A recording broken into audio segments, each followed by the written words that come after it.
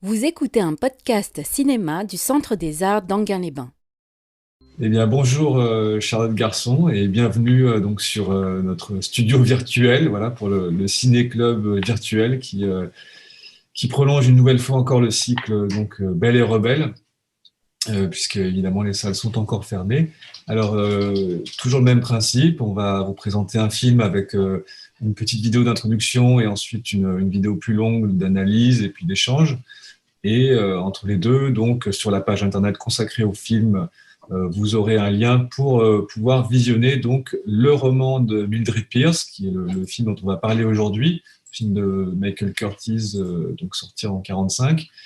Et la dernière fois, il est vrai qu'on avait annoncé Boule de feu de Howard Hawks. Malheureusement, en fait, je trouve que le film est très difficile à visionner, enfin, à trouver en VOD ou par d'autres moyens, même en DVD, en fait, il est difficile à trouver. Donc voilà, on attendra de pouvoir revenir en salle pour vous le proposer. Voilà, c'est quand même, ça prouve bien que la salle reste quand même un lieu aussi d'exclusivité. Ça fait plaisir de le dire de temps en temps. Donc voilà, donc Charles Garçon, merci encore d'être là. Et puis, je vous laisse la parole donc, pour introduire le roman de Mildred Pierce. Oui, bonjour ou bonsoir. Merci Jean-Paul. C'est un film un peu canonique. C'est vraiment un classique, le roman de Mildred Pierce. Euh, Pourquoi? D'abord parce que Michael Curtiz, si vous avez vu Casablanca, voilà, on est vraiment en droit dans le classicisme hollywoodien, dans un style qui n'est pas repérable comme un style d'un auteur cinématographique, mais vraiment comme un style de studio extrêmement bien exécuté. Voilà, Michael Curtiz, c'est un cinéaste qui a travaillé principalement pour la Warner, le studio de Warner Brothers, et qui a contribué à définir le style de la Warner, mais dans énormément de genres différents. Et là, le genre en question, on pourrait dire, alors, soit on appelle ça un mélodrame, soit on appelle ça un film noir, soit on n'appelle pas ça et on dit que justement c'est un mélange de genres. Mais surtout, c'est ce qu'on appelait à l'époque un woman's picture, un film de femmes ou un film pour femmes, ou les deux. C'est-à-dire tous ces films des années 30, 40, mais surtout 40, qui sont en fait des portraits de femmes. Pour une raison, on pourrait dire d'abord sociologique et économique, un peu extérieure aux œuvres elles-mêmes, qui seraient bien pendant la Seconde Guerre mondiale, à partir de la fin 41, donc quand l'Amérique s'engage dans la Seconde Guerre mondiale, bien les hommes sont mobilisés et donc le public se féminise en même temps que les femmes vont travailler. Et puis elles vont perdre leur travail au milieu de la guerre, à la fin de la guerre, au milieu des années 40. Et donc voilà, tout ça, il y a quand même une sociologie du cinéma qui fait que les formes cinématographiques à Hollywood s'ajustent aussi à ces publics-là. Donc il y a beaucoup de films qui sont quasiment destinés à un public féminin et notamment des mélodrames. Et notamment donc des films avec au centre un portrait de femme, et tant mieux pour nous. Donc peu importe ces questions, disons, de stratégie économique des studios, ça a donné des œuvres et ça a donné des très très grands portraits de femmes autour de très grandes actrices, par exemple Bette Davis et par exemple aussi Joan Crawford. Donc, quelques mots sur Joan Crawford, et puis on parlera du film quand vous l'aurez vu. Elle a déjà, donc on est en 45, en fait, elle a déjà toute une carrière derrière elle, même plusieurs, on pourrait dire. C'est une actrice qui aura une carrière de plus de 50 ans. Elle a été assez tôt, donc elle était danseuse de revue à New York, et la MGM l'a repérée. Elle a travaillé de très longues années sous contrat à la MGM. Et elle a été assez tôt, j'allais dire, fabriquée, ou reconstruite par la MGM comme une sorte d'icône, hein, vraiment dessinée avec ce visage dessiné qu'on retient presque autant que le visage de Charlot avec sa moustache ou de Groucho Marx avec la moustache et les lunettes. Enfin, il y a vraiment les sourcils et la bouche à la Joan Crawford. Donc, quand on est au milieu des années 40, au moment de Mildred Pierce, elle a déjà quitté la MGM, elle a racheté son contrat, elle a été déjà une très très grande star, et ce que veut Joan Crawford, c'est durer. Contrairement à Garbo qui ne rêve que de s'éclipser et qui va s'éclipser au début des années 40, elle se pose la question de comment ne pas être un poison au box-office, comme on disait, c'est-à-dire ne plus faire venir le public parce qu'on a atteint un certain âge, hein. Quand on dit certain âge, on veut dire 40, 45 ans. Et donc, elle va attendre, quand elle quitte la MGM, elle va attendre assez longtemps de trouver le bon rôle, à savoir celui de Mildred Pierce, d'après le roman noir de James Cain.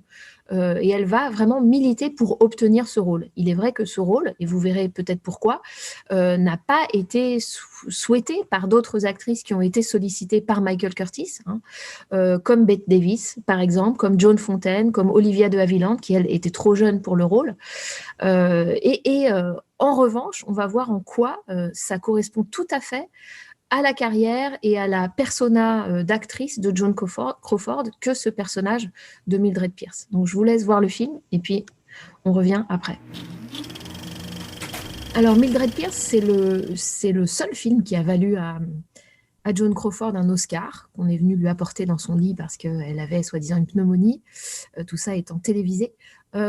C'est pas pour ça qu'on a choisi le film, mais c'est vrai que c'est un film qui lui permet de déployer tout ce qu'elle a sédimenté en tant qu'actrice au cours de sa longue carrière. Je le disais, elle a commencé pendant le muet, en tant que danseuse de revue qui est amenée à Hollywood. Donc, en quoi notre cycle Belles et Rebelles s'intéresse à ce personnage et à l'actrice qui l'interprète? Vous le voyez, bien sûr, c'est l'extrême équilibre qui est trouvé finalement entre une vulnérabilité dont on va parler parce que c'est une mise en scène de la vulnérabilité et une extrême solidité au fond. Voilà. Et il me semble que Joan Crawford, là où elle est peut-être moins aimée aujourd'hui comme actrice dans la cinéphilie, c'est parce qu'elle a quelque chose d'assez sec, d'assez dur, d'assez froid. Et que dans ce film, cependant, la tonalité mélodramatique de l'intrigue permet de nuancer cette froideur et permet de la mettre à l'épreuve et de trouver justement une forme d'équilibre qui caractérise un certain classicisme, je trouve, de manière très réussie et dont participe vraiment la mise en scène. C'est-à-dire que ce n'est pas un film à la mise en scène transparente. C'est pas parce que Curtis, c'est un pur produit de studio, enfin, c'est un réalisateur sous contrat avec la Warner, je le disais, pendant de longues années, qu'il n'y a pas un style, il n'y a pas une façon de contribuer à cet équilibre, disons, entre émotion et sécheresse. Donc voilà, il me semble qu'on ne peut pas détacher l'apport de l'actrice et la mise en scène, et que c'est ça aussi parler des films, et pas seulement dire c'est une locomotive Joan Crawford et voyons en quoi son personnage est intéressant. Je ne sais pas, Jean-Paul, si tu veux intervenir là-dessus. Non, en fait, est-ce que peut-être on peut parler tout simplement du récit, en fait, aussi du film, qui est quand même assez étonnant. En fait, moi, j'ai une première réflexion par rapport à ça. Ce que je trouve étonnant dans ce récit, tu disais en fait que c'est un mélange des genres, mais je dirais même parfois une succession aussi, parce que en le revoyant, je me suis aperçu qu'en fait, alors, c'est pas que le film démarre au bout de 20 minutes, mais il n'y a qu'au bout de 20 minutes qu'on commence le flashback et qu'on reprend l'histoire du début, en fait. Oui. Et tout ce qui est avant, on a l'impression de plonger dans un film noir très classique. Et finalement, après, on bascule dans un truc qui serait quoi, une comédie dramatique, je sais pas comment définir. Mélodrame. Oui, mélodrame, ouais. Paternel, en fait. Voilà. Oui, tout à fait. C'est important le flashback, parce que le flashback, c'est vraiment quelque chose qui va prendre une ampleur. Il a déjà été utilisé au cinéma auparavant, mais l'avènement du cinéma parlant, évidemment, un flashback, c'est beaucoup plus intéressant dans le cinéma parlant que dans le cinéma muet. C'est-à-dire il y a un lien entre la parole, le récit que fait un personnage et le flashback, notamment un lien de contraste qu'il peut y avoir entre ce que raconte le personnage et ce qui nous est montré. Alors, ça peut être mis en tension, ça peut être carrément contredit par ce que le spectateur voit. Bon, voilà, toutes les possibilités, disons, de falsification du récit par le flashback ont été explorées au cinéma bien après les années 40, mais le flashback, c'est vraiment la marque narrative du cinéma hollywoodien classique des années 40, et singulièrement de ces films qui sont des portraits de femmes, qui ont pour une part, alors c'est la marque à la fois du film noir, puisqu'il va y avoir des contradictions dans les différentes versions de ce qui s'est passé, hein. Donc ça, c'est lié aux intrigues policières du film noir et à la part de subjectivité dans le récit du témoin qui est parfois aussi le coupable, on ne sait jamais. Et d'autre part, c'est aussi le flashback un élément narratif de prédilection pour ces portraits de femmes parce que il s'agit pour nous, spectateurs, d'entrer en empathie aussi, en entrant dans la narration du flashback, en comment on en est arrivé là, comment quelqu'un qui peut apparaître, par exemple, comme une femme fatale, comme une criminelle, comme quelqu'un qui a commis l'irréparable et l'impardonnable du point de vue de nous, spectateurs et de la société, et bien comment le retour en arrière va requalifier les faits. Donc voilà, il y a un appétit de ce cinéma des années 40 pour le flashback et qui donne quelque chose d'assez virtuose quand même du point de vue du récit. Et tu as raison, une forme de juxtaposition qui n'est pas gagnée du point de vue de notre adhésion de spectateurs entre une intrigue complètement de film noir et également une mise en scène de film noir, je vais y revenir, et puis tout un pan du cinéma plutôt des années 20 et 30 d'ailleurs, qui serait ce genre qu'on appelle le mélodrame et ce sous-genre du mélodrame, le mélodrame maternel, qui vient du théâtre aussi, mais qui est présent notamment, le mélodrame, c'est d'abord les premiers Griffith, donc les premiers grands films du cinéma narratif à Hollywood sont des mélodrames. Et singulièrement, donc je disais, le sous-genre qui serait le mélodrame maternel, avec toujours cette intrigue, alors soit d'un enfant, d'une mère qui est fille-mère, comme on disait, et qui doit abandonner son enfant et qui va la retrouver des années et des années après, bon, avec des phénomènes de reconnaissance ou non, d'abandon, enfin voilà, soit plutôt là, à ce moment-là, dans les années 30 et 40, l'ingratitude de l'enfant, et singulièrement de la fille, et une sorte de rivalité comme ça, mère-fille, articulée à des questions sociales, des questions de classe et des questions économiques qui est très forte. En fait, ce qui frappe dans, j'allais dire, les films de Joan Crawford, comme on dit, comme on dit qu'un acteur ou une actrice peut choisir par ses choix, avoir une sorte de carrière comme si elle était auteure. Les films de Joan Crawford de l'époque, c'est cette alliance entre le glamour et le réalisme social. Et elle arrive à tenir ça dans Mildred Pierce, par exemple. C'est pour ça que je veux parler de mise en scène et de la façon dont les plans sont tournés et comment cette articulation dont on parlait entre le noir, le film noir et le mélodrame est faite. Et à mon avis, on dit juxtaposition. C'est vrai qu'au début, on est un peu étonné de tout ce début policier, disons, criminel. Et ensuite, on peut être aussi étonné du côté assez psychologique et assez rapport mère-fille de la suite en se disant mais où ça va, où on en est par rapport à l'intrigue policière. Moi, je trouve que l'équilibre est plutôt réussi et plutôt bien tenu. Et donc, je disais, cet accomplissement des deux genres passe d'abord par la forme, il me semble. Je disais, Michael Curtiz, il est connu comme étant, alors non pas un touche-à-tout, mais plutôt une sorte de rouleau compresseur des studios hollywoodiens, parce qu'il est extrêmement virtuose, brillant, il a un appétit de tourner. Donc, il tourne dans tous les genres, films d'aventure, films de pirates, comédie musicale, etc. Mais il le fait très bien. C'est-à-dire que c'est pas fait à la va-vite et à la limite, il dépense même plus d'argent que ne voudraient les Warner. On a les mémos du studio qui disent mais attention, telle scène, tu aurais pu la tourner en gros plan, il y avait un dialogue important et très punchy et tu aurais pu tourner en gros plan. Pourquoi tu as fait des grands mouvements d'appareil? Alors il n'est pas du tout baroque, mais il sait très bien pourquoi il fait des grands mouvements d'appareil. C'est-à-dire que c'est vraiment un metteur en scène. Il a beau forger des conventions, il y a quelque chose de conventionnel dans le style de Michael Curtiz, mais c'est très bien fait et c'est fait jusqu'au bout.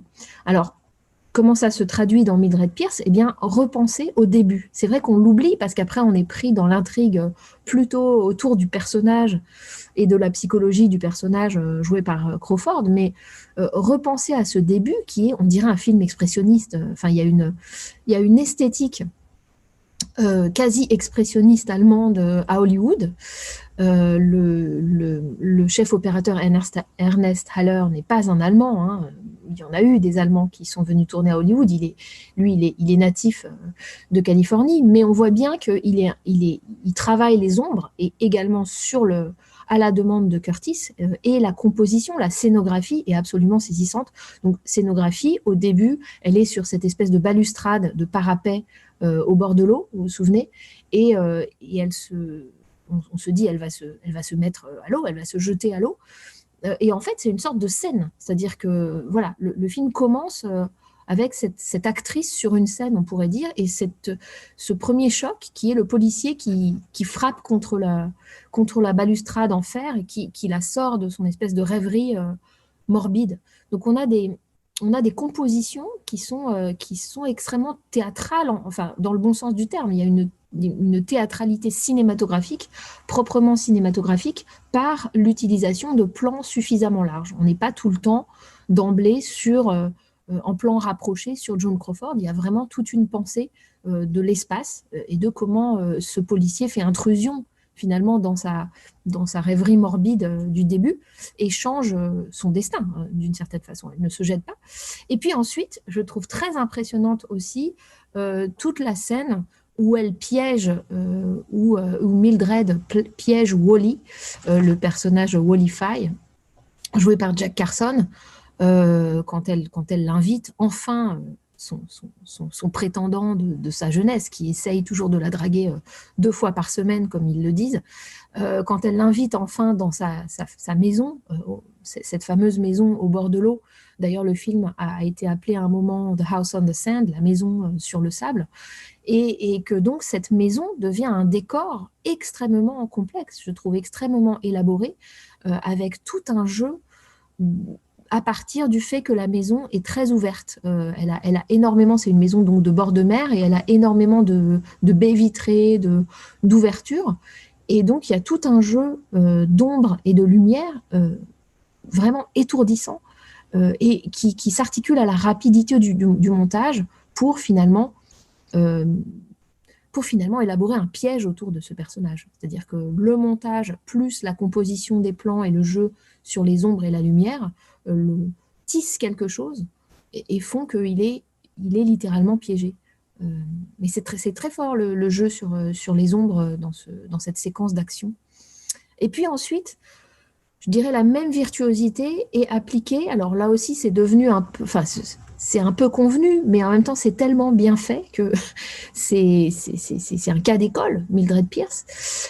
La même virtuosité visuelle est appliquée à la façon, je trouve, dont on filme Joan Crawford, en train de pleurer, notamment. Alors, en train de pleurer, ça peut étonner si vous venez de voir le film, parce qu'on garde quand même de ce personnage de Mildred Pierce l'idée que c'est une battante, que c'est une femme qui forge sa propre self-made woman, hein, qui vraiment va ouvrir elle-même des restaurants, un peu comme le personnage de Claudette Colbert dans le film de John Stahl, Imitation of Life, où elle va, avec sa bonne à tout faire noire, inventer une recette de pancakes et ouvrir ses magasins. Bon, il y a tout ce schéma où une femme arrive à trouver son indépendance financière et elle est divorcée ou veuve, bon, ici divorcée. Donc, il y a une solidité de ce personnage qui est en permanence en lutte socialement pour justement monter dans l'échelle sociale. Et en même temps, je parlais d'équilibre, enfin, mais c'est une tension. En même temps, comment on filme la vulnérabilité de Crawford? Parce que sinon, si tout va dans le même sens de ce combat et de cette solidité, avec quelqu'un comme Joan Crawford, c'est trop. C'est trop dur et on n'a pas d'émotion. Donc, il faut trouver une sorte de façon visuelle de contrebalancer cette action, cette propension à l'action et à la...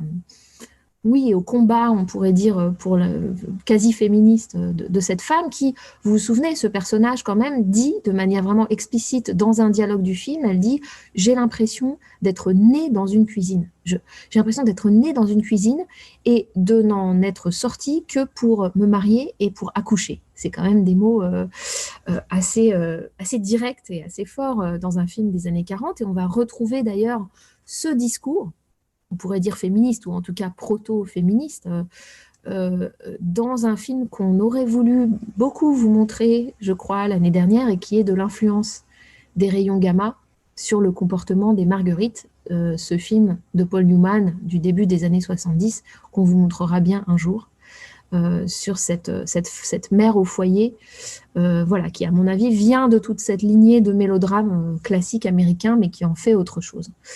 Alors, donc, comment le personnage de Mildred Pierce arrive quand même à nous émouvoir, enfin, je trouve que c'est réussi en tout cas, eh bien, par comment on la filme au bord des larmes ou versant une larme. Et vous aurez remarqué que, en fait, souvent, c'est une seule larme. Il y a qu'un œil. Il y a qu'un œil qui pleure et l'autre a juste la larme au bord. C'est vraiment toute une esthétique du cinéma hollywoodien des années 40 que de filmer la larme comme un bijou, en fait, comme une sorte de rime entre l'œil et les oreilles quand il y a des boucles d'oreilles. Et c'est vraiment tout un art, et en particulier de ce directeur de la photo, Ernest Haller, qui est connu pour son travail avec principalement trois actrices, Bette Davis, Joan Crawford et Ingrid Bergman. Et si vous pensez à Ingrid Bergman dans Casablanca, il y a aussi tout ce travail sur de gros plans sur elle, avec les yeux, voilà, au bord des larmes. C'est important parce que dans Mildred Pierce, il y a beaucoup de situations où elle pleure, où elle a bien raison de pleurer. Et en même temps, vous remarquerez que ces scènes ne sont pas filmées dans la durée. C'est-à-dire que ce n'est pas une séquence de pleurs. Il n'y a pas un chagrin qui est filmé dans le temps, qui se déroule dans le temps. Il y a juste un plan. Et voilà, presque très statique, en fait, comme un tableau ou comme une photographie très, très, très, très composée, où elle a cette larme qui brille au coin de l'œil, et en fait, ça suffit. Et c'est ça aussi l'économie, disons, du style Warner et du style de Curtis. Il faut être efficace dans l'expressivité, donc c'est un peu surexpressif, on pourrait dire.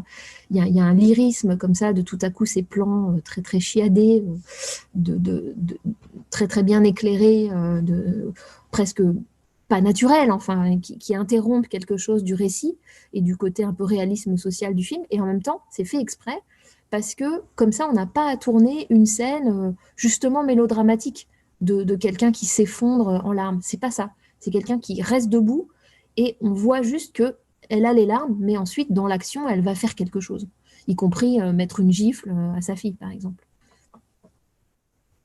Oui, enfin, c'est vrai que il y a quelque chose de très fort dans ce que tu dis, très juste par rapport au personnage incarné par Joan Crawford. Enfin, ce côté à la fois, oui, c'est cette battante et en même temps, enfin, oui, il y a vraiment la question des sentiments dans le film. En fait, j'aimerais bien si on pouvait parler maintenant en fait de la relation avec la fille. Enfin, j'ai l'impression que c'est quand même le truc le plus dur dans le film. Enfin, ce qui est le plus dur à accepter pour le spectateur. En fait, il y a quelque chose en fait qui est à la fois qui paraît pas crédible en fait quelque part, je trouve, dans l'attitude de la fille, et en même temps quelque chose de profondément lié en fait à la question de l'argent, qui est partout dans le film. Quand j'y repense, je me dis que c'est quand même incroyable que tout soit à ce point surdéterminé par l'argent. Oui, c'est quasiment obscène en fait, et en même temps je me dis en y repensant que de toute façon enfin, comment dire, d'une certaine manière la société américaine est faite comme ça, et dans tous les films, si on y repense bien, en fait c'est quand même ça qui détermine, voilà, les rapports sociaux, etc.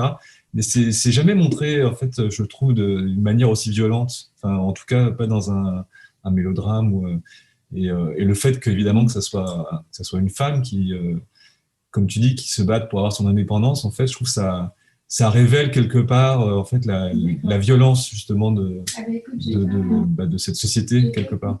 Alors, ça a été effectivement. La question de l'argent, elle est présente dans le cinéma hollywoodien, notamment au début du parlant, dans la série des Gold Diggers, des croqueuses de diamants du milieu des années 30, hein, les Gold Diggers of 1935-1937, je crois. Donc, qui sont des films de Busby Berkeley, des comédies musicales, où il y a même ce fameux numéro We're in the money, on est dans l'argent, hein, et où notamment Ginger Rogers et d'autres danseuses de revue portent des espèces de grosses pièces comme ça, et danse avec un costume d'argent. Et c'est un numéro très, très frappant parce qu'il est très ironique, puisqu'il est fait pendant la crise, économique, la Grande Dépression. Et donc voilà, et tout est dit de ce rapport à l'argent qui devient une obsession, justement parce qu'il manque aussi à beaucoup. Donc Joan Crawford, elle était active à ce moment-là dans le cinéma, et elle a joué des rôles de croqueuse de diamants. Ça lui est arrivé de jouer des femmes arrivistes pour qui trouver un mari, ça permettait de bouger vers le haut socialement. Donc c'est aussi en cela que ce film de 1945 est une sédimentation des différents rôles qu'elle a pu jouer auparavant. Elle a joué la Flapper Girl, la fille des années 20, très énergique, très séductrice, etc., la croqueuse de diamants. Après, elle s'est mise, quand il a fallu se renouveler, plutôt au début des années 40, à jouer la méchante dans The Women, les femmes de Cukor. Voilà, donc finalement, ce film-ci fait une sorte de synthèse qu'on pourrait croire improbable entre ces différents rôles, mais il y a la dimension économique, sauf qu'elle est nouée dans l'intrigue mélodramatique aussi, c'est-à-dire que elle vient nuancer le portrait, et à partir du moment où c'est pas elle qui suscite le divorce, c'est son mari Bert qui la quitte, et où donc elle va passer de la ménagère un peu pauvre parce que son mari est au chômage, qui faisait des tartes en plus qu'elle vendait aux voisins dans le voisinage, à une espèce d'industrialisation de ça, puisque au lieu de faire des tartes, elle en fait 100, et puis elle ouvre 5 restaurants. Ouais. Parce que juste, je voulais remarquer en fait à cet endroit-là, c'est que ce que j'ai perçu en tant que spectateur, c'est que finalement cette pauvreté est quand même relative au début. Enfin, c'est pas comme, enfin, on n'est pas chez Chaplin ou etc. Et oui. Donc c'est vrai qu'il y a quand même, enfin, pour reprendre ce que je disais à l'instant, c'est que c'est choquant parce que quelque part le côté self-made woman en fait, qui est, comment dire. Je trouve que j'ai l'impression qu'en fait, on l'aurait accepté plus facilement si c'était un homme qui faisait ce genre de trajet.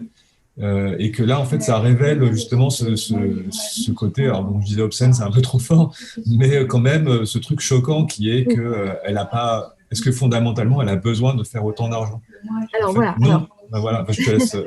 Tout à fait. Alors, elle en a besoin, tu as tout à fait raison, non pas socialement, et c'est montré. Il y a une scène plutôt vers le début entre la mère et la fille, donc Vida, la fille adolescente, l'aînée, où il est question de la maison, où Vida dit moi j'aime pas cette maison, et nous on a vu que cette maison était quand même tout à fait c'est pas du tout un taudis, hein, et Joan Crawford dit oui moi non plus je l'aime pas, mais bon je vais te trouver mieux. En réalité, pourquoi elle a besoin de beaucoup plus d'argent? Justement à cause de sa fille. Donc c'est là où le personnage de la fille est important et intéressant, parce que cette fille, il ne s'agit pas de faire de l'argent pour pouvoir élever dignement ses enfants, il s'agit de faire de l'argent pour pouvoir conserver l'attention et l'amour d'une fille qui, elle, a des ambitions pécuniaires immenses.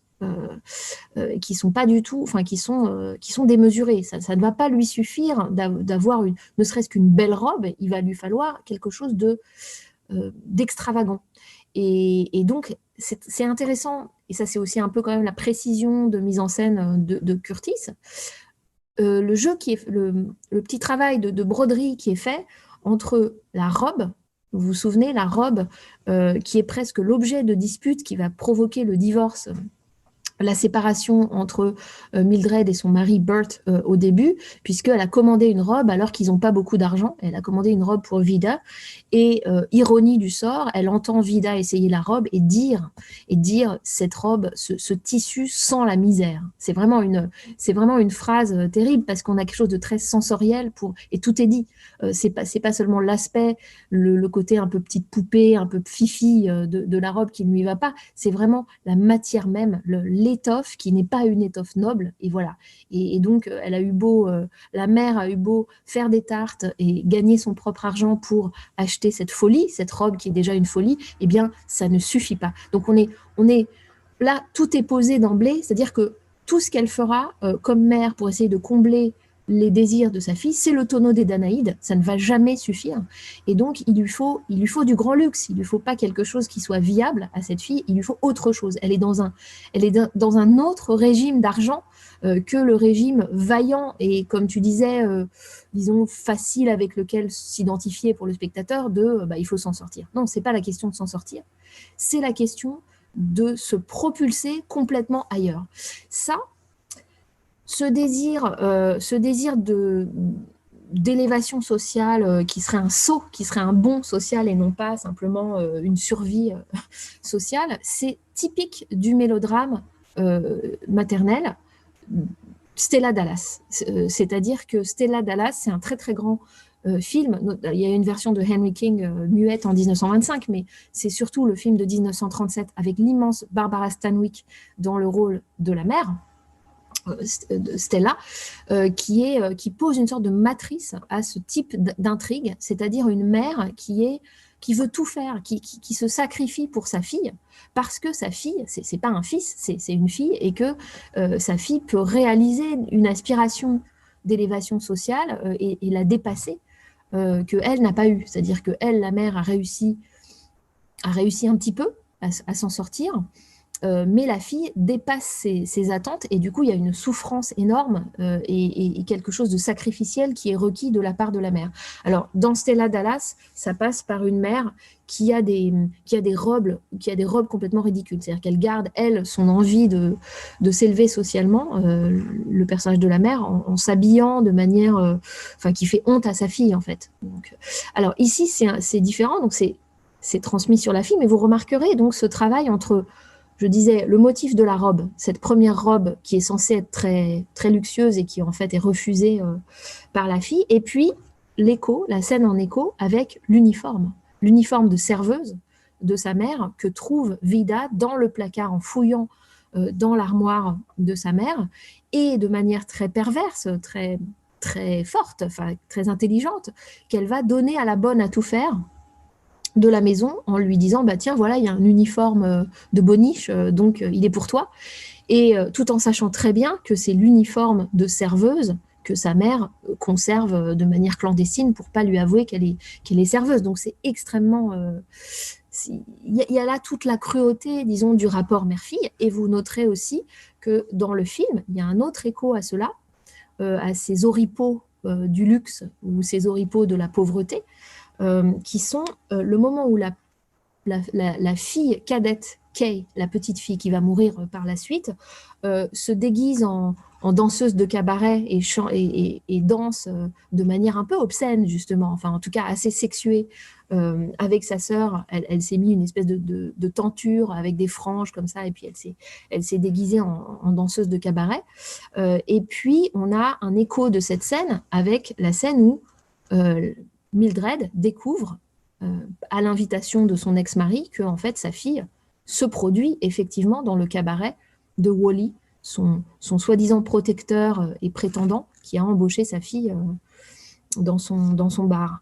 Donc voilà, on a tout ce trajet, tout ce jeu, tout ce rapport entre le corps féminin, entre la prostitution, hein, entre le risque prostitutionnel qui est toujours là quand il y a des femmes pauvres, et un désir de luxe complètement débridé, on pourrait dire. Et comment ça c'est lié, comment c'est lié à la sexualité, Alors ça, vous le retrouverez dans un très très grand mélodrame qu'on pourra un jour passer, qui est Mirage de la vie, donc de Douglas Sirk, ce remake du film de John Stahl, avec en plus une problématique noire, complexe, mais où justement on a une scène où la mère noire découvre sa fille, qui est une métisse, mais qui passe pour blanche, dans un cabaret, où elle regarde tout le numéro extrêmement sexuel, que fait sa fille dans le cabaret, et ensuite elle va la voir et elles ont une discussion. Donc ça participe, tout ça, cette représentation du corps de la fille comme étant prostituée, on pourrait dire, comme étant vendue, comme vendant ce corps que la mère a tout fait pour ne pas vendre, elle. Voilà, ça fait partie de cette intrigue mélodramatique. Par rapport à la fille Veda, en fait, moi, la question que je me posais, c'était finalement pourquoi est-ce qu'elle était comme ça? Enfin, je trouvais qu'il y avait une certaine gratuité dans ce côté cruel qui est très réussi, mais quand même, on se dit, bon, c'est un peu exagéré, ou en tout cas, c'est pas possible, etc. Et en même temps, je me dis, mais finalement, quelque part, est-ce qu'on ne pourrait pas dire que son attitude par rapport à l'argent, en fait, son désir, comme tu dis, qui est démesuré, en fait, de réussite sociale, etc., est-ce que finalement, il vient pas tout simplement de sa mère, en fait? C'est-à-dire que enfin, les enfants, ils sont quand même un peu comme on les élève, quoi. Et au fond, finalement, dès le départ, est-ce qu'il n'y avait pas oui, une certaine frustration, une insatisfaction, en fait, dans le personnage enfin, de Mildred? Oui, on le Ouais, voit, c'est une desperate housewife au ouais, début, puisque effectivement, elle reproche délicatement à son mari qui n'a pas trouvé de travail. Voilà, elle lui dit, mais non, mais c'est pour t'aider, c'est pour te le reprocher, mais on voit bien que c'est difficile d'être une mère au foyer et en même temps de ne pas avoir le contrepoids qui serait le mari qui, lui, travaille beaucoup à l'extérieur. Donc, il y a une espèce de déséquilibre du début qui fait qu'il y aura un appel d'air et qu'elle va vouloir, elle, être active et travailler. Donc, ça, c'est plutôt, entre guillemets, le bon côté, parce que, voilà, quelqu'un se construit sous nos yeux. Mais d'un autre côté, oui, ce transfert de frustration qui irait de la mère à la fille, où la fille serait, on pourrait dire, le ça au sens freudien, enfin l'expression désinhibée de ce désir de la mère que socialement elle n'a pas osé exprimer, hein, puisqu'on la voit au début, Mildred, dans son tablier, refermant la porte derrière le mari, voilà, un petit peu docile comme ça. Elle n'a pas osé véritablement clasher avec son mari et exprimer un désir qui serait socialement pas audible, à savoir celui effectivement, d'avoir des fourrures, de ce qu'on voit, puisqu'on voit au début, avant le lancement du flashback, on voit que c'est devenu quelqu'un de riche. Elle a ses fourrures avec des épaulettes pas possibles, qui sont le style vestimentaire Adrien John Crawford, la griffe, voilà, extrêmement architecturée, qui marque aussi ce changement de classe sociale. Mais malgré tout, effectivement, celle qui désire le luxe, c'est effectivement la fille. Et moi, je trouve que ça n'est pas un personnage si peu crédible, et même, j'allais dire, ça n'est pas un personnage si méchant. C'est-à-dire que ce que tu dis du fait que vraiment c'est presque une méchanceté qu'on ne s'explique pas et qui psychologiquement est difficile à avaler, quoi, cette haine. En réalité, je trouve au contraire que le film arrive bien à nous faire sentir ce qu'il peut y avoir d'haïssable dans une idéologie middle class, c'est-à-dire ce côté vaillant. Travaille, vends tes tartes, fais tes tartes et vends-les à tes voisins, et puis tu auras un restaurant, puis deux, puis trois, puis quatre, puis cinq. Cette espèce de comptabilité de la valeur sociale de quelqu'un, de valeur au sens de la valeur morale, hein, ce lien entre une valeur qui serait une valeur morale et une rentabilité économique, moi je trouve qu'elle a quelque chose. Je comprends qu'on puisse la trouver haïssable. C'est-à-dire que c'est quand même de l'ordre de la comptabilité et de la bien-pensance sociale. Et du coup, la perspective éventuellement prostitutionnelle, ou en tout cas de jouer avec sa féminité, de jouer avec en dansant dans un cabaret, par exemple, ou en attrapant un homme un peu riche, ben finalement, je trouve que c'est pas plus mal du point de vue moral. C'est-à-dire que dans le puritanisme général qui serait, disons, qui pèserait aussi sur Hollywood, qui pèserait sur la société américaine, dont sur Hollywood, je trouve qu'on trouve des voies comme ça de libération possible ou de rébellion possible. Donc le personnage de Vida, pour moi, c'est une des voies de rébellion possible. Oui, c'est une forme de liberté finalement, hein, qu'elle s'accorde en se conduisant comme ça. C'est ce que tu veux dire? Oui, Ouais. même si elle passe pour l'horrible méchante. Et Mm. notamment, Mm. mais je pense aussi que ce qui peut m'intéresser dans ce personnage, en tout cas à la revision du film, en ce qui me concerne, c'est que elle réfléchit sur le mélodrame. C'est-à-dire qu'il y a une prise de distance par rapport au code du mélodrame. Certes, le film est en partie ça, ce mélodrame maternel dont je parlais, et en même temps, la ruse, par exemple, la ruse de Vida, il y a cette annulation du mariage qui se fait devant une sorte de tribunal, elle s'est mariée clandestinement. Ça, c'est un motif tout à fait du mélodrame, hein, les deux jeunes gens qui annoncent après coup à leurs parents que ils sont déjà mariés, en fait. Mais quand il s'agit d'annuler le mariage, tout à coup, botte secrète, elle dit « mais j'attends un bébé, donc vous allez payer ». Eh bien, cela, c'est aussi un motif du mélodrame, sauf qu'il est ramené à un autre tour de spirale par le cynisme de cette jeune fille qui, dès la séquence suivante, annonce à sa mère que, en fait, pas du tout, elle n'attend pas de bébé et que c'était une façon d'obtenir ce chèque, qu'on la voit embrasser d'ailleurs. Et la mère, bien sûr, déchirera le chèque parce que c'est une question morale. Mais ce que je veux dire, c'est que du coup, la fille reprend des éléments mélodramatiques, mais pour en jouer. Et ça, je trouve ça quand même assez fort. On est au milieu des années 40 et il ne s'agit pas d'être naïf, disons, par rapport à ces intrigues mélodramatiques. Et ça finalement, ce retravail du mélodrame, cette idée que on peut aller assez loin dans le lyrisme, et notamment visuellement ici, et en même temps ne pas être dupe de quelque chose, ne pas être mièvre, ne pas être... ça, c'est quelque chose qu'a lancé, en fait, Chaplin, avec l'opinion publique, le film qui s'appelle L'opinion publique, dans lequel il ne joue pas, ou encore, même avant The Kid, son premier long métrage, où il mêle des scènes d'humour complètement à la Charlot, et quelque chose de très très poignant du point de vue du mélodrame. C'était assez osé de faire cette espèce de court-circuit. Et finalement, dans ce film-ci, Mildred Pierce, on a aussi une sorte de mélange et de retravail du mélodrame qui permet de prendre une distance avec un genre qui est quand même déjà problématique, parce que faire passer du mélodrame, c'est pas évident. Et donc là, je trouve qu'il arrive à avoir cette distance. Je voudrais juste poursuivre sur la question de la morale en fait du film justement parce que je me suis posé la question sur le final. Je trouve ça assez, enfin c'est pas étrange, mais disons que à la fin on voit Mildred sortir du commissariat, si je me souviens bien, et elle rejoint son ex-mari, je crois. Enfin on a l'impression qu'il y a comment dire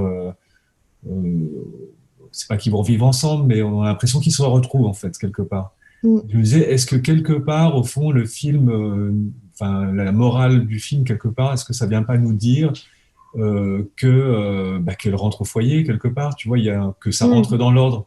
Est-ce qu'il n'y a pas un petit peu ça quand même? Alors, est-ce que est-ce que toi tu le vois comme ça? Et d'où ça vient, si c'est ça? Oui, alors j'ai pas des éléments, disons, factuels sur la genèse véritablement de cette fin, mais pour moi, c'est assez clair que ça fait partie de ces fins qui sont quand même beaucoup dues au Codays, ne serait-ce que le fait que le personnage de Berrigan, donc cet oisif joué par Zachary Scott, donc ce dernier mari de Mildred Pierce qui est en fait tué dans la première scène, le simple fait qu'il soit tué alors que dans le roman de James Cain, il n'est pas tué, ça relève vraiment du Codays. C'est-à-dire qu'il faut punir celui qui a... Qu'est-ce qu'il a fait de si transgressif? Il est sorti avec la fille. Enfin, c'est ça qu'on comprend quand même dans le film. On n'en a pas parlé, mais ça va assez loin. Dans cette rivalité mère-fille, dans ce jeu en miroir cassé entre la mère et la fille, tu parlais du transfert, de frustration sociale, etc. Il y a aussi ça, c'est-à-dire qu'il y a tout cet élément de rivalité directe dont joue l'homme, et qui se retrouve aussi d'ailleurs dans le mirage de la vie. Donc là où il y a un véritable ébranlement du rapport de filiation, du rapport généalogique, enfin, qui est la mère, qui est la fille, comment... et ça, c'est très fort dans Mildred Pierce, et d'ailleurs, c'est pour ça, dans mon souvenir, que Mildred propose ce deal final avec Berrigan, je t'épouse, je sauve ta mise financière et tu m'épouses. Tu m'épouses pour que ma fille puisse revenir chez nous. C'est-à-dire qu'elle utilise cet homme, dont elle sait que sa fille est très proche, que sa fille désire, pour faire revenir la fille vivre à la maison. C'est quand même complètement tordu quand on y pense. Donc moralement, tu disais Hollywood, la morale, le retour à l'ordre. En réalité, oui, il y a ce retour à l'ordre final de le premier couple, le premier mari, les parents biologiques des deux filles. Effectivement, on comprend que dans le hors-champ narratif du film, ils vont sans doute être réunis. Mais en réalité, comme dans beaucoup de pseudo-happy end bien pensants hollywoodiens, ils sont tellement rapides, c'est tellement des choses, des espèces de coups de pied de l'âne à la fin, qu'en réalité, ce qui nous reste plus, ce qui nous marque plus, c'est toutes ces turpitudes morales d'avant. Donc finalement, j'allais dire tant pis. Enfin, ce retour à l'ordre, ça peut être ce qu'on appelle lip service en anglais, c'est-à-dire qu'on le fait parce qu'il faut le faire, mais on le fait un peu du bout des lèvres. Et nous, ce qu'on a vu, c'est quand même un type qui fait valser la fille, voire plus, pendant que la mère est en train de faire la fermeture de son restaurant. Enfin voilà, tout ça, on le voit, et c'est pas effacé par ce happy end. Euh, je sais pas. Alors, moi, j'ai une question de bonus. Tiens, d'ailleurs, est-ce que je change du coup enfin, non, pas vraiment de sujet, mais il me revient en tête en fait cette image assez drôle. C'est Wally en fait qui est dans le restaurant et c'est une image qu'on trouve quand on cherche des images sur le film où elle est en train de lui passer un tablier. Et je Mmh. voulais savoir est-ce qu'il y a beaucoup d'images de ce type dans le cinéma hollywoodien de l'époque. Oui, il y a beaucoup d'hommes à qui on met un tablier, et notamment, j'avais travaillé sur Cary Grant dans ses différents rôles, et c'est vrai que assez souvent, il se retrouve avec un tablier. Alors, il y a l'histoire de Cary Grant et des vêtements féminins qui est particulière, notamment dans les films de Hawks, hein, on en parlait sur L'Impossible Monsieur Bébé, dans lequel joue d'ailleurs aussi Jack Carson, qui joue Wally. Euh, mais bien sûr, c'est un jeu sur ce qui est en train de se passer aussi quand même à l'époque dans la société, à savoir que pendant toutes les années qui précèdent ce film est tourné fin 44, les femmes ont donc pris les métiers des hommes, et donc il y a tout un ensemble de professions viriles qui se sont féminisées, et dans le film c'est évidemment très important. Et autre chose, à la fin de la guerre, donc là à ce moment-là du film, elles vont perdre leur travail. C'est-à-dire que le retour des hommes mobilisés leur fait perdre leur travail. C'est encore un autre... Il y a un rapport de force là qui se joue entre les hommes et les femmes dans la société américaine, qui est différent du rapport de force que l'on voit mis en scène dans les screwball comedies des années 30, où il était encore possible, par l'éducation mutuelle, par la dispute, par le dialogue musclé au sein des couples, de refaire fusion, enfin de trouver une harmonie. Là, on est au-delà de ça, je crois, et c'est pour ça que cette réunification finale de Burt et de Mildred est... Effectivement, je suis comme toi, j'y crois à moitié, enfin, et je pense que socialement, voilà, il y a quelque chose de cassé entre les sexes. Dans Mildred Pierce, juste sur ce rapport entre l'homme-femme, je pense qu'on sent aussi le caractère viril des personnages incarnés par Joan Crawford tout au cours de sa carrière. C'est-à-dire qu'il y a délibérément de sa part une attitude de sécheresse par rapport même au dialogue et aux scènes lyriques, enfin plus émotionnelles qu'elle peut jouer. Elle le joue de manière assez sèche. Elle pose comme étant très expressive du point de vue des émotions, mais dans la façon dont elle dit les dialogues, il y a vraiment quelque chose de sec, et je pense un modèle un peu viril. Je dis ça parce qu'elle a joué plusieurs fois avec Clark Gable et qu'elle a toujours dit que c'était l'acteur, ce qui peut nous surprendre parce que Clark Gable aujourd'hui il n'a pas tellement la cote auprès des cinéphiles. Enfin, ça reste quelqu'un, voilà, une icône, une sorte d'image, on voit la moustache, bon. Mais pour elle, voilà, elle appréciait particulièrement la virilité d'un Clark Gable, donc quand même quelque chose de très masculin, affirmé, solide, moustachu. Et je trouve que Joan Crawford est finalement son pendant. Donc, d'accord.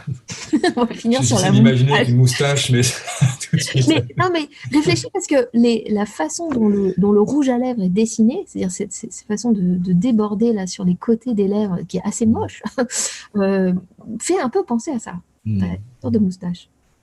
C'est encore plus violent justement dans le western Ah oui, dans Johnny Johnny Guitar. Guitar, tout à fait. Dans Johnny Guitar, il y a donc de Nicholas Ray qui est tourné 10 ans plus tard, 11 ans plus tard. Euh, il y a tout un jeu sur la virilité du personnage joué par Joan Crawford, elle tient, c'est une tenancière de saloon au fin fond d'une ville de l'Ouest, et qui s'habille en pantalon avec une chemise. Enfin voilà, c'est tout un rapport entre comment on peut à la fois être une grande amoureuse, une très très grande amoureuse, et en même temps avoir des atours virils. Ça sera aussi prolongé d'ailleurs dans le rapport de force entre les deux actrices, Bette Davis et Joan Crawford, dans Qu'est-il arrivé à Baby Jane, cette espèce de film d'horreur entre sœurs de Aldrich de 1961, tourné par le même chef opérateur, donc Ernest Haller, que celui de Mildred Pierce, où là, c'est plus trop la question de la virilité, mais quand même, c'est-à-dire qu'on voit que Bette Davis a accepté d'être une sorte de visage horrifique à cause de son vieillissement. Enfin, elle a compris quelque chose de la logique du film horrifique, post-psychose, quoi. Alors que Joan Crawford, toujours dans sa recherche de comment continuer, comment durer, comment vieillir à l'écran, mais sans perdre le glamour, dans ce film-là, elle reste glamour. C'est-à-dire qu'elle veut absolument, malgré l'âge, etc., tenir sur le glamour. Et bon, je ne sais pas, il n'y a pas forcément une position à garder, mais ça rejoue encore d'autres codes.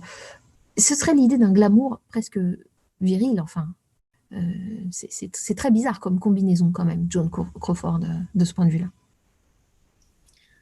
Eh ben, écoute, merci Charlotte. Je pense on a parlé de beaucoup de choses. On a fait peut-être pas le tour du film. En tout cas, j'espère que les gens vont trouver des réponses et peut-être même des occasions d'aller voir plus loin. Et d'aller voir d'autres films, notamment Mirage Voilà. de la vie de Douglas Sirk, qui se trouve aussi en DVD. Ou d'autres films avec Joan Crawford. Alors, pour la suite, je ne sais pas quoi annoncer puisque personne ne sait de quoi demain sera fait, en tout cas pour les salles de cinéma. Je sais que d'ici la fin de l'année, on avait prévu de passer à un moment donné sur les années 70 peut-être. Alors je sais que voilà, on avait prévu à un moment donné de montrer Vanda, Barbara Loden. Alors voilà, surprise en tout cas pour la prochaine fois. Est-ce qu'on aura une séance en vrai? Ça m'étonnerait. En tout cas, on continuera sinon en mode virtuel. Et puis on annoncera donc le titre à ce moment-là. Voilà. Bah, écoute, je sais pas, Charlotte, tu vas ajouter quelque chose pour conclure? N'oubliez pas que le cinéma continue d'exister. N'oubliez pas de vous y précipiter quand ils rouvriront. Voilà. Et ben écoute, merci et puis donc au mois prochain. Merci.